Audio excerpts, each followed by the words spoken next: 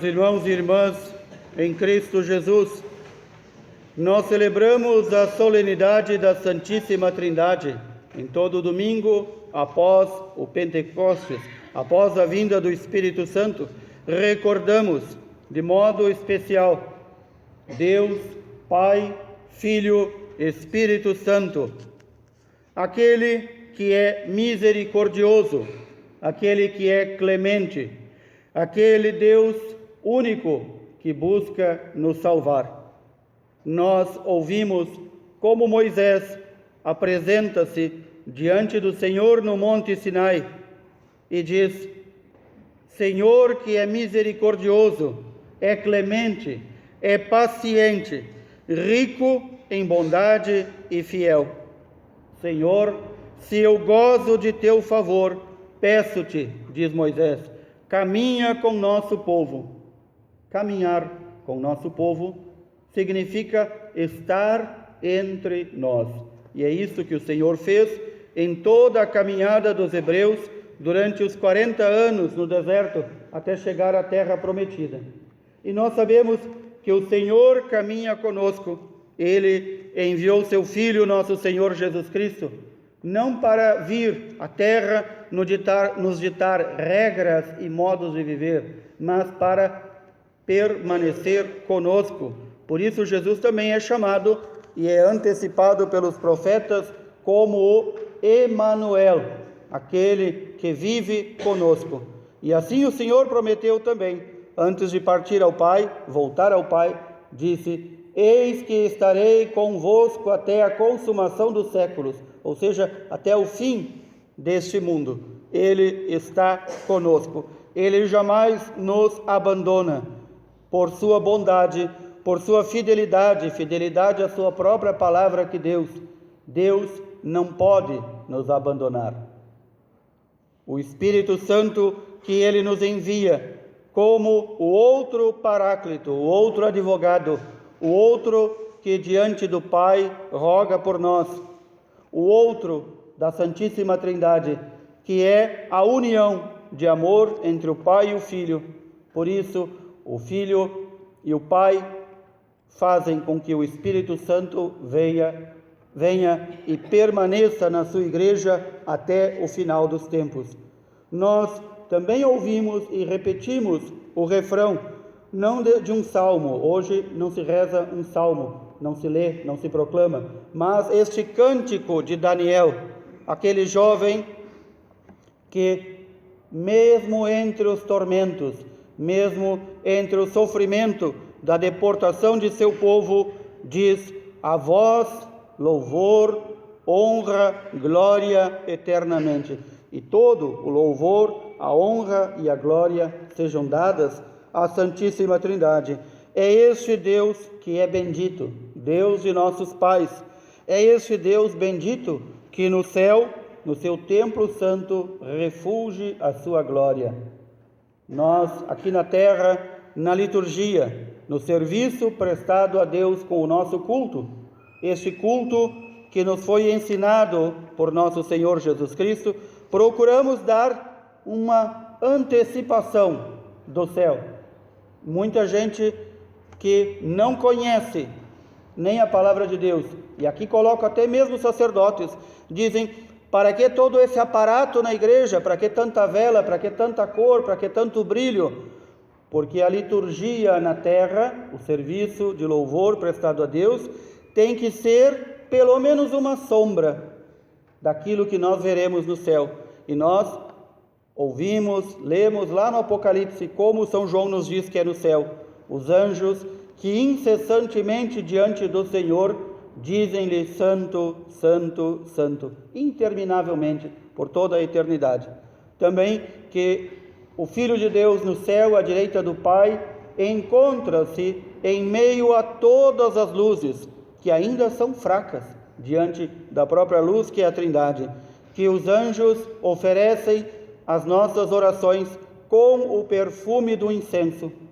Tudo isso que nós aqui na terra fazemos é uma antecipação.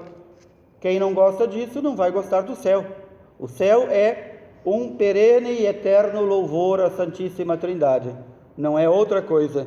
Também São Paulo nos diz, nesta carta aos Coríntios, nesse trecho que ouvimos, que a nossa vida aqui na terra deve ser a busca incessante de um aperfeiçoamento. Nós não nos aperfeiçoamos seguindo ditames ou regras humanas. Nós seguimos aquelas regras chamadas regra de ouro que o Cristo nos ensinou: amar a Deus sobre todas as coisas e ao próximo como a mim mesmo. Este aperfeiçoamento deve ser motivo de mútuo encorajamento. O que significa isso? Na igreja, muitas vezes temos irmãos mais fracos, que ainda cambaleiam, que ainda não conseguem se aperfeiçoar. Portanto, nós devemos ajudá-los.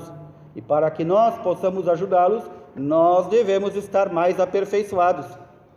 Mais ainda, diz São Paulo, devemos entre nós cultivar a concórdia.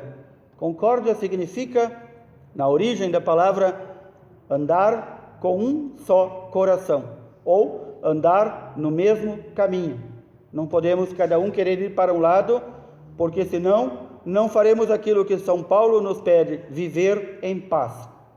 A paz, portanto, é fruto deste amor de unidade. Sem amar-nos mutuamente, é impossível vivermos a concórdia, é impossível vivermos a paz. Por isso a necessidade de, tanto quanto podemos fazer um pelos outros, rezar. Aqui se demonstra o amor.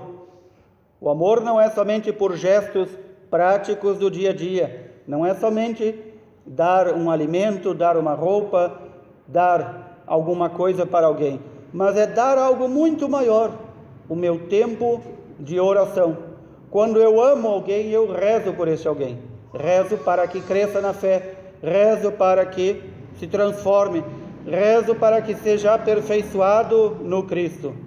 São Paulo vai nos dar esta saudação que em toda a Santa Missa nós fazemos ao início: a graça de nosso Senhor Jesus Cristo, o amor do Pai e a comunhão do Espírito Santo estejam com todos, estejam convosco.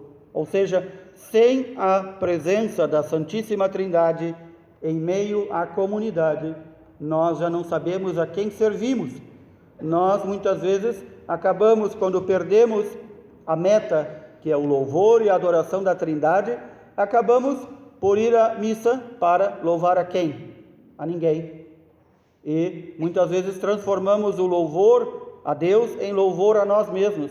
Por isso se vê hoje tanta igreja em que o centro do culto ou é o padre ou são os fiéis.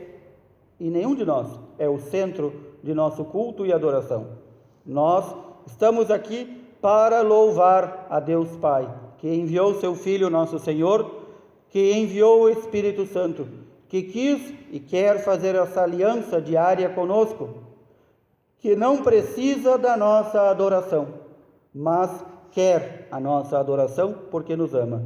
Este Pai misericordioso, nos diz São João, amou tanto o mundo, ou seja, amou tanto as criaturas que criou, que enviou o seu Filho único. Jesus nos fala naquela parábola dos vinhateiros homicidas, que o Pai enviou emissários à vinha, e o povo não quis ouvir, e matou os emissários, eram os profetas. Depois o Pai envia o seu Filho, pensando: vão respeitar ao menos porque é meu Filho, vão ouvir a minha voz. E sabemos que aqueles que se apropriaram da vinha, que não era sua, mataram o Filho. Assim é a humanidade. Mesmo Deus sabendo que a humanidade mataria seu Filho, mesmo assim Ele enviou o Filho. Mesmo assim o Filho, sabendo que seria morto, Ele veio por amor a nós.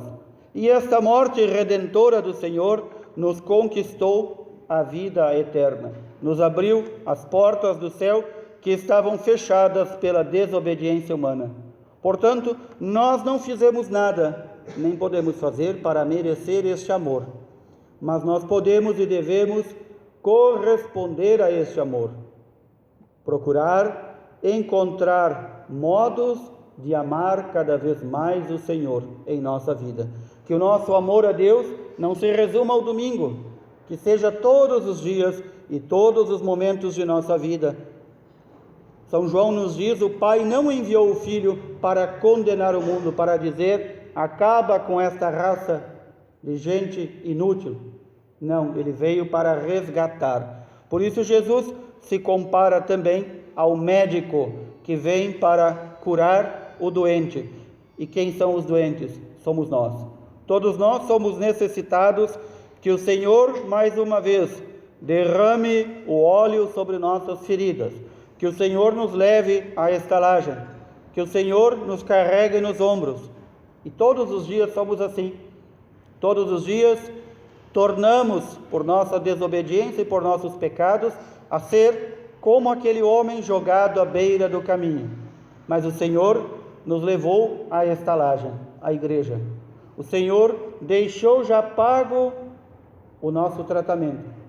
E nós, que nos aproximamos do Senhor, recebemos mais ainda do que não merecemos. Ele nos enviou o Espírito Santo para nos iluminar. Este Espírito, que a palavra de Deus diz, esquadrinha tudo, até as profundezas dos abismos.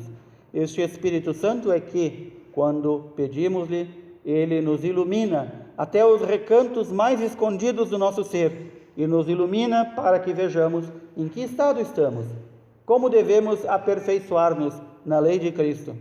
E qual o motivo, além deste amor tão grande?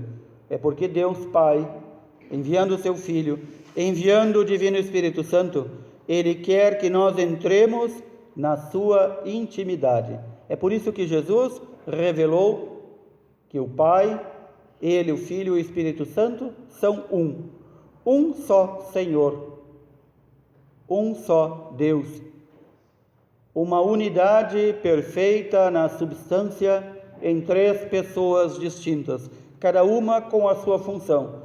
Deus que se desdobra em amor por nós e quer que nós entremos nesta intimidade com Ele. Já não mais fazemos como os hebreus no Antigo Testamento, que dizem, Deus está lá no alto céu e nós estamos aqui jogados na terra. Nós não estamos jogados na terra. Nós temos a presença do Filho, nós temos a presença do Espírito Santo entre nós, nós temos a presença de Deus Pai, que se põe diante de nós para nos guardar para Ele, para vivermos de seu amor. Este amor, que é individual por cada um de nós, também é um amor comunitário. Ele nos ama como seus filhos. Ele nos engloba em um grupo que nos chama filhos adotivos. Jesus diz, já não sois servos, sois meus amigos, se fizerem aquilo que eu ordenar. Portanto, é possível e é já a meta nesta vida entrar na intimidade de Deus. Como se entra na intimidade de Deus? Pela oração, pela regulação de nossa vida às normas de Jesus. Sem isso, não há como entrar na intimidade divina. O que vai ser a vida eterna? A vida eterna vai ser um constante, perpétuo louvor e adoração a Deus. E para isso, já vamos nos treinando aqui na terra, louvando, bendizendo e adorando diariamente, a cada minuto, em cada uma das nossas ações, a Santíssima Trindade. E assim, nossas ações vão sendo lavadas, purificadas, aperfeiçoadas no amor de Deus. E este amor, que é por cada um de nós, também deve transbordar, porque Deus transborda em amor, Deus se derrama. Também nós devemos, ao aproximarmos-nos do Senhor, ao aperfeiçoarmos-nos, devemos transbordar de amor. Jesus nos dá a medida para sabermos que já transbordamos, que já derramamos o nosso amor, quando nós somos capazes de dar a vida pelo outro, não só por aquele a quem amamos, também quando nós somos capazes de perdoar os inimigos, também quando nós somos capazes de rezar pelos inimigos e por aqueles que nos perseguem. Aí está as medidas do nosso amor transbordante, para relembrarmos de São João, que nos diz, Ninguém pode dizer que ama a Deus a quem não vê, se não ama ao próximo que vê. A medida de sabermos quanto estamos amando o Senhor é saber o quanto estamos derramando este amor que o Senhor já derramou sobre nós. Nós não podemos ser vasos fechados, nós temos que ser vasos abertos para poder derramar este amor entre nós. Louvado seja nosso Senhor Jesus Cristo.